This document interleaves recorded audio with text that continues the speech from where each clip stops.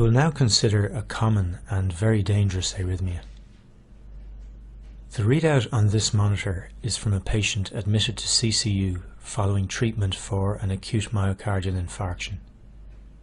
The patient has just developed a potentially life-threatening arrhythmia. He has lost consciousness and is quickly cardioverted back into sinus rhythm by the CCU staff. Looking at a printout from the monitor at the time of the attack, you will appreciate that this tachyarrhythmia is quite different from those we have considered up to now.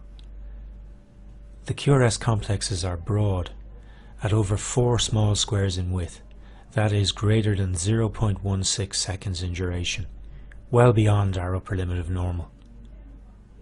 This is consistent with an origin of the arrhythmia from a focus situated below the bifurcation of the bundle of His. This is ventricular tachycardia, or VT. VT is extremely common, particularly in the setting of acute coronary syndrome, and is potentially lethal. In the presence of coronary arterial obstruction, infarction of myocardial tissue is not generally uniform.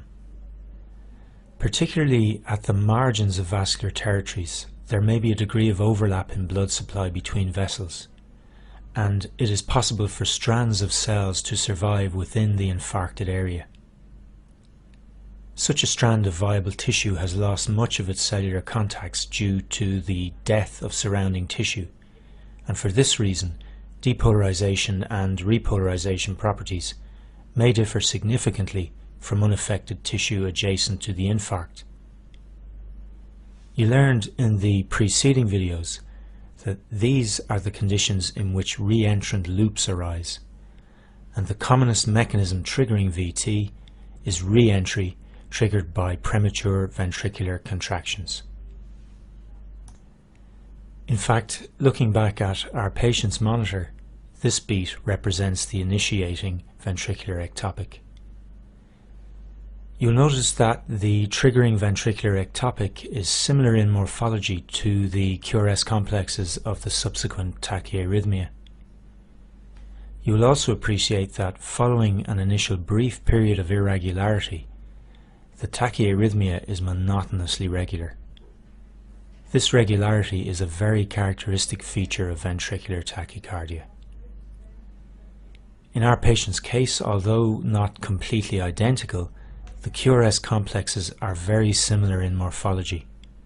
This is a monomorphic ventricular tachycardia. The monomorphic morphology of the QRS complexes indicates that each episode of ventricular depolarization is originating from one single site within the chambers and is moving through the ventricular myocardium in a constant pattern. You may have spotted this earlier event on the patient's monitor. Ventricular tachycardia is present when more than 3 consecutive ventricular complexes occur at a rate of greater than 100 beats per minute. This run of 5 broad complex beats meets this definition of VT. Such a self-terminating run of VT, less than 30 seconds in duration, is referred to as a salvo of non-sustained VT. The term sustained ventricular tachycardia applies to an episode of VT greater than 30 seconds in duration, or, as in our case, an episode requiring clinical intervention for termination. We have already mentioned that it is possible for a focus situated in the supraventricular region to generate a broad complex tachycardia. This situation arises if a component of the ventricular conducting system is damaged or fails to function at higher heart rates. Distinguishing such a broad complex tachyarrhythmia from VT is a major challenge, which we will discuss in section 5. There are several features of VT which help us to make this distinction. Far from being detailed, a knowledge of these features will come in very useful. We will now deal with the most important of these features, atrioventricular dissociation. There's an interesting event on our patient's monitor at this point. In the middle of the tachyarrhythmia, we find an apparently normal QRS complex. This is a capture beat. The presence of a capture beat is evidence of atrioventricular dissociation. What does this mean, and why is it so important?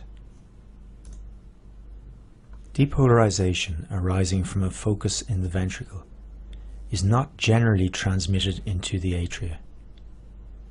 Therefore, in VT, the atria may remain uninfluenced by events in the ventricles, and the SA node carries on discharging at its own inherent rate. Equally, the SA node discharges have no effect on the ventricles, as the great majority of P waves arriving at the AV node find the conducting system and ventricular muscle mass refractory to depolarization due to the rapid rate of discharge from the abnormal focus. Electrical events in the ventricles and atria are dissociated. The two regions are both doing their own thing, uninfluenced by one another. The presence of a capture beat in the rhythm strip is evidence of AV dissociation because, as illustrated here, it represents a rare P wave which has arrived at the junction at a point in time when the conducting system and ventricles are in a non-refractory state. The SA node discharge therefore depolarizes the ventricles through the normal pathway of the conducting system, generating a QRS complex of normal duration. Recognition of a normal QRS complex in a run of broad complex tachycardia, a capture beat, is strong evidence of AV dissociation. The presence of evidence of AV dissociation is very reassuring in diagnosing a broad complex tachycardia as VT. By definition, if electrical events in the two regions are occurring independent of one another, then ventricular depolarization is not being driven from a supraventricular focus. There are two other features we can look for to establish the presence of AV dissociation: the presence of fusion QRS complexes and dissociated P waves. We've already seen that a fusion QRS complex may arise if the SA node, uninfluenced by events in the ventricles, fires and depolarization is transmitted into the conducting system just as an ectopic ventricular focus discharges. The fusion QRS complex generated will demonstrate features of both sources of ventricular depolarization. To identify a fusion complex, we look for a QRS complex which differs in morphology from the surrounding complexes of the tachyarrhythmia, and which shares features of both the normal and broad QRS complexes. Like the complexes of the tachycardia, a fusion beat is bizarre in morphology, but bizarre in a different way. Although not obvious in our patient, with experience it is possible in many cases to identify P-wave activity fused with the components of the broad complex tachycardia of VT. When identifiable, as in the example shown here, the P-waves bear no fixed relationship to the QRS complexes. This is strong evidence of AV dissociation. The atria and ventricles are depolarizing independently of one another. There are situations in which a supraventricular focus can generate a broad complex tachycardia with AV dissociation, but these situations are rare. In practice, evidence of AV dissociation in a broad complex tachycardia strongly favors a diagnosis of VT. Evidence of AV dissociation is detectable in approximately 50% of cases of ventricular tachycardia. There are many other features which help in the diagnosis of this arrhythmia, and we will discuss some of these in the quiz section and expand on this in section 5. Our patient experienced a run of sustained VT at approximately 150 beats per minute. The rate observed in VT is variable, but most commonly runs between 140 and 200 beats per minute. The high rates achieved in this arrhythmia and impaired ventricular filling are part of the reason why it is so dangerous. However, the highly abnormal pattern of ventricular depolarization is also a major contributor to cardiovascular instability in this arrhythmia. A highly deranged pattern of ventricular depolarization may result in an equally deranged pattern of ventricular myocardial contraction with loss of cardiac output.